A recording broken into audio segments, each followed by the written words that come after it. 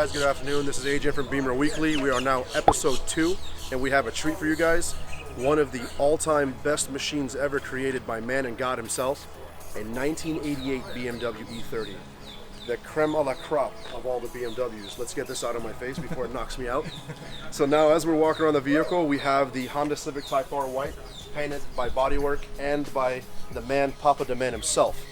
And then we have the ESM wheels around, WillWood brakes, 3.1 stroker motor from Bimmerheads, precision 6.2, piping, manifold, intercooler, all the plumbing done by Raw Performance here in Florida.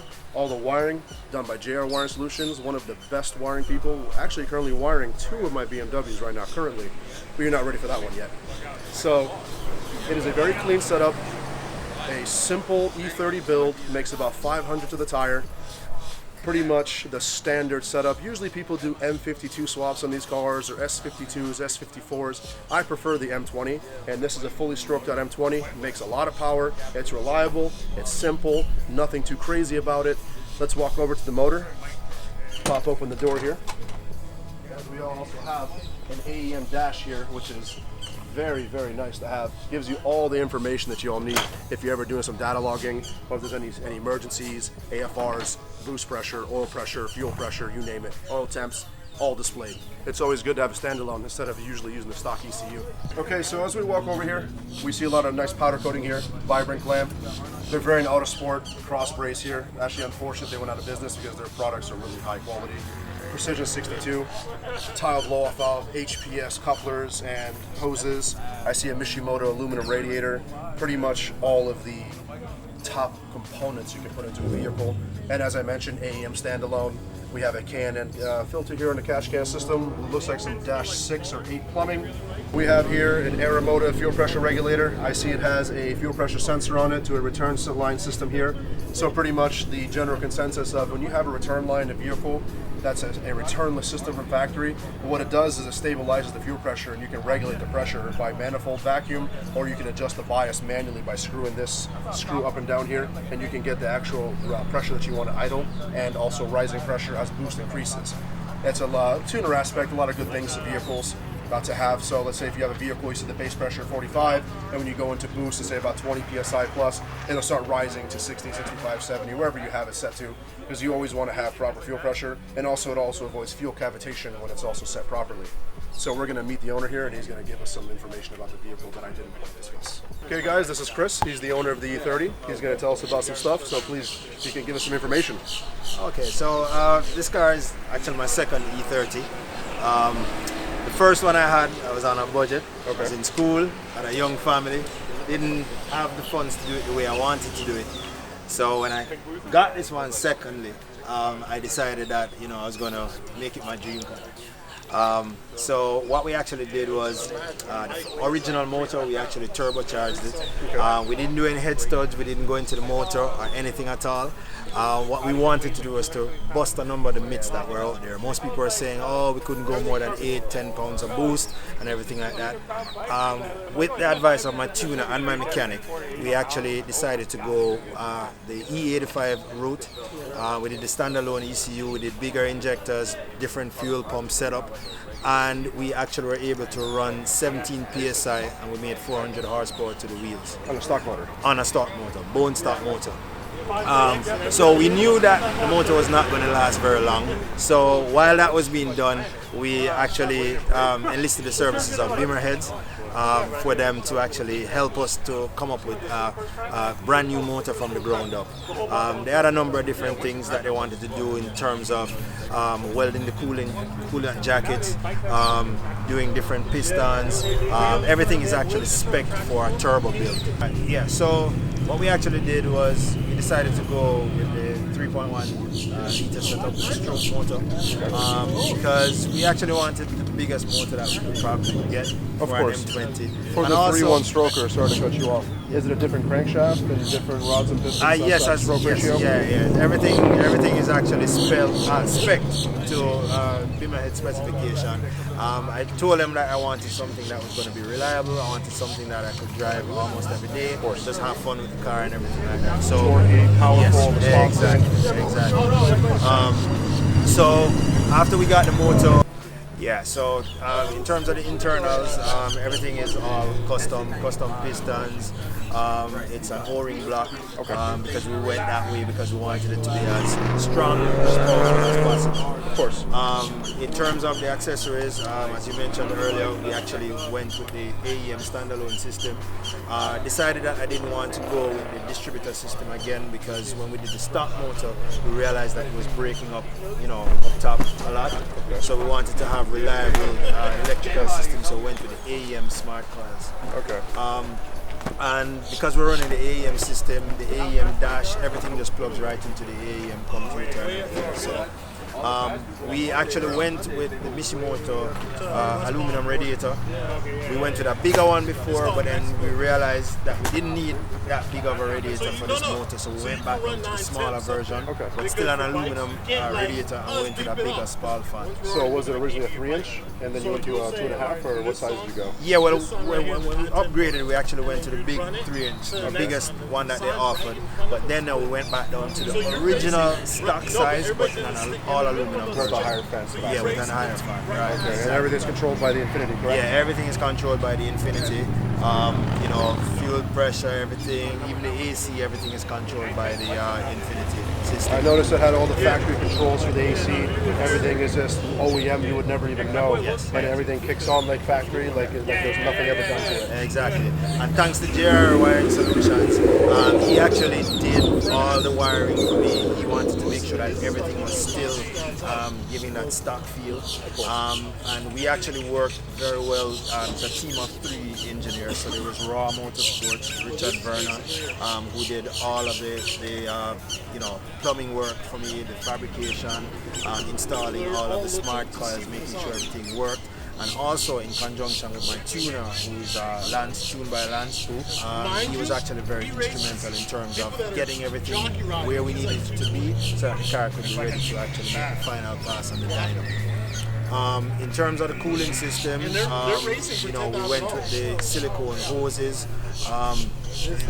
I made a mistake when we upgraded to the bigger throttle body. We didn't put an idle control valve in it, so we actually went with an external idle control air valve, which is used on the Toyota Supras. Which I did notice that you did do. Yes, yeah, we got that from Driftworks. And it responds well? You have no issues with it whatsoever? No issues with it whatsoever. It works perfectly fine. And that's pretty much for it. I mean, with the turbo, it's a Precision 6266 turbo. Got that from Nippon Power. I actually use that shop a lot because they're local here in South Florida. They do stock a lot of parts, and they're right in my same business complex. I can always run over and get a part if I need it. Yeah, it's perfect. What AR housing do you have on the Precision? Is it 81 or? That I'm not 100% sure. Is it a V-band twin scroll? Yes, it's a V-band. Okay. It's a V-band turbo and everything like that. TL, wastegate, blow-off valves, all of that kind of stuff. VI Engineering actually did the exhaust manifold for me. The intake manifold was actually extruded on by Bimmerheads. They actually gave me the M30 throttle body, which fit perfectly with it with the M42 throttle cable. So it was well thought out. So a lot of the bugs that we had with the stock motor, we turboed it, we actually ironed out a lot of bigger bugs so that the car could actually run a lot smoother. It sounds like you pretty much went through everything on this car. Like literally everything. We tried. We definitely tried. A couple of things that we want to do in the future to this car. Right now, it's always a work in progress, as you know, with projects. We discovered that the clutch that we had in it, which was a Clutch Masters Stage 3 clutch, we discovered that it was not enough to hold the power that we actually need on the car.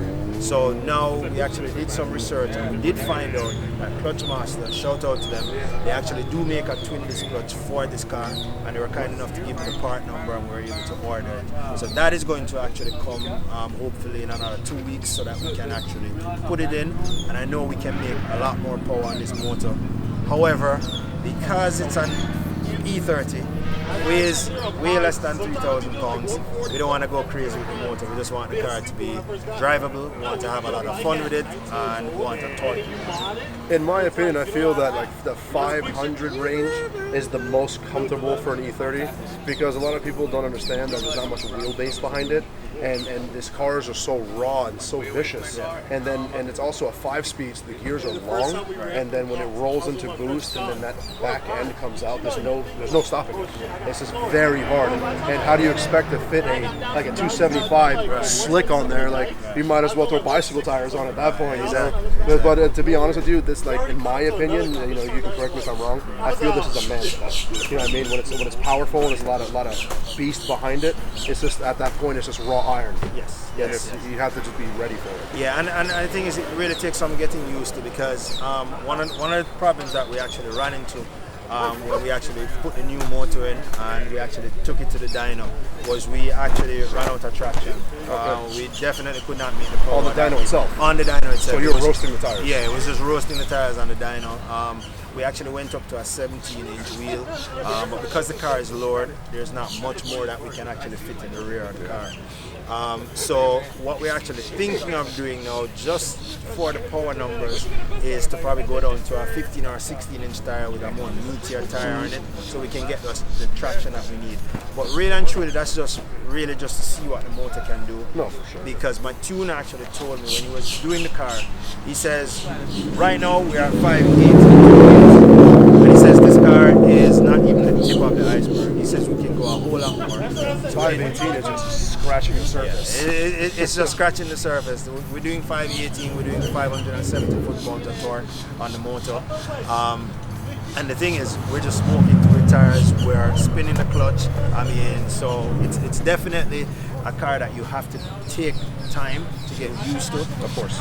We changed out all the bushings in the rear to solid mount bushings. We have a wave track differential. It's really a good differential. I really like it. We're still on the stock transmission. We're still on the stock axles. But the beauty about this car is that with that amount of power, you will smoke the tires before you break anything. No, for sure. Unless you're doing hardcore launches at the track with some slicks, usually when you shock the drivetrain.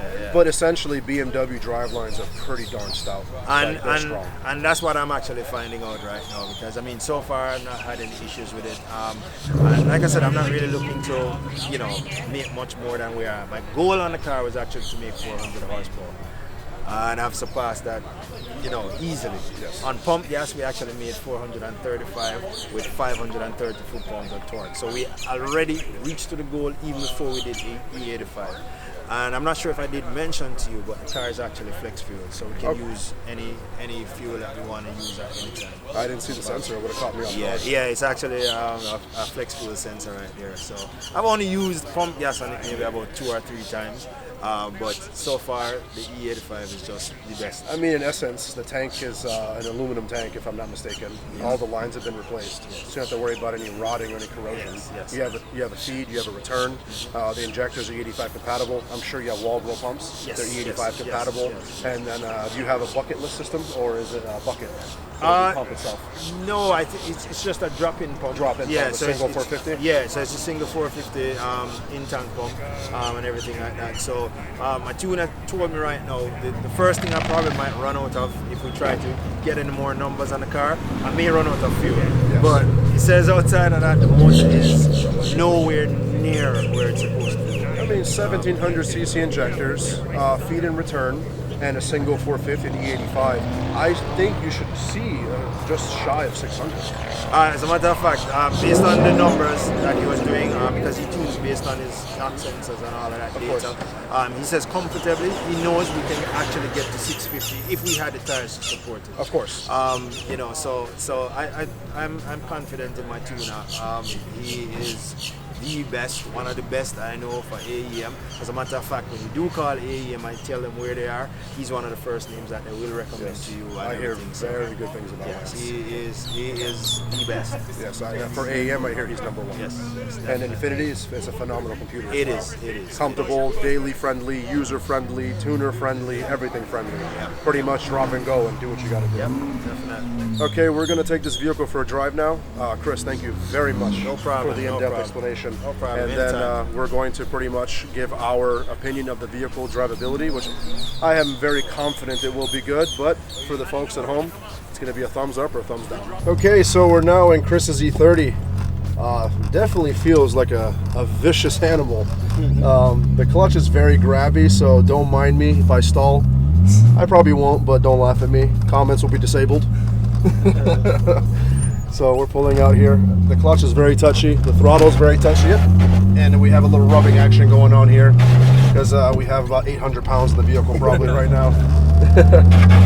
As soon as we get up to speed, it should stop rubbing. Third gear, slight throttle, go forward. We're trying to just see the drivability of the vehicle, trying to see how it feels as we're driving it. I can definitely say this is a car that's definitely friendly once you get used to it. And it is noisy, so if you're a person that doesn't like the raw sounds of motors or mechanics, you know, this is not a vehicle for you. But as for my opinion, it kind of reminds me of like an old Porsche, like a 930. So it is very raw, noisy, you feel the road. I like that. The more you feel, the more you're driving, it is awesome.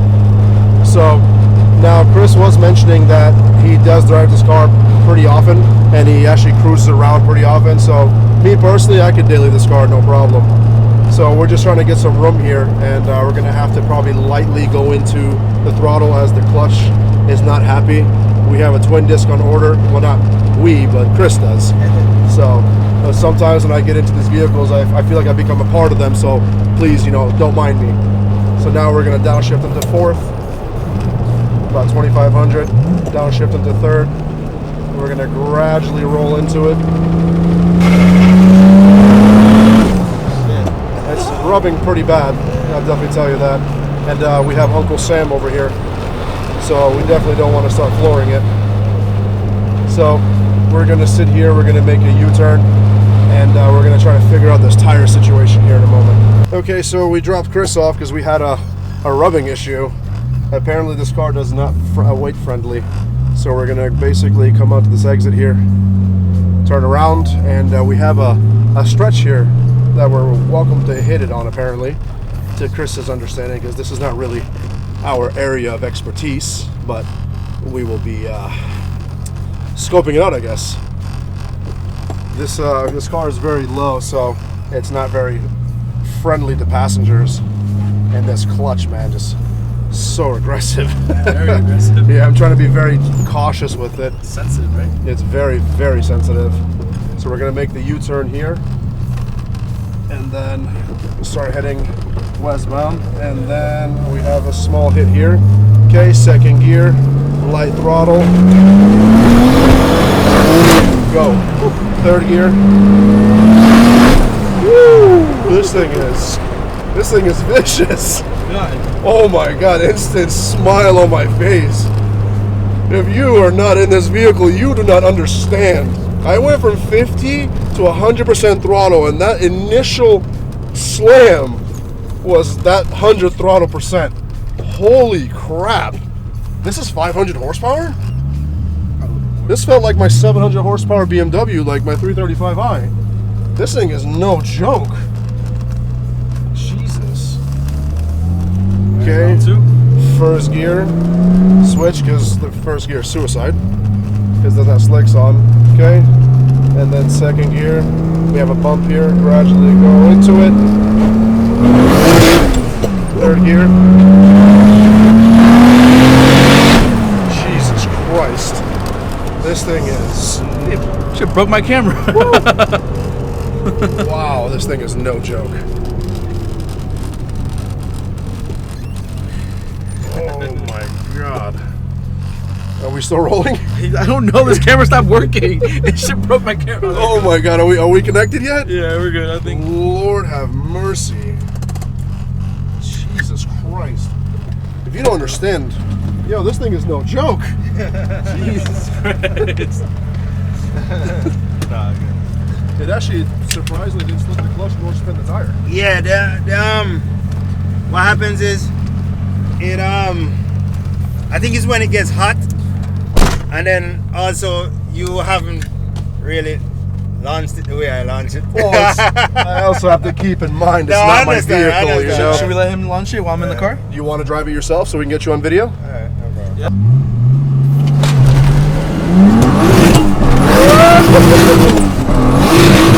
Jesus Christ! Oh my God. How the clutch steps. Yeah, man. How fast were we going? I don't know. Jesus. But the clutch slips a lot. Yeah. And that's the thing. A lot of people underestimate this car. Yeah. So they see it on the road, all of the big V8s and everything like that. They see this car and they're like, oh no, I can take that car and everything. But it only weighs 2,800 pounds, I think, or something like that. So, ready?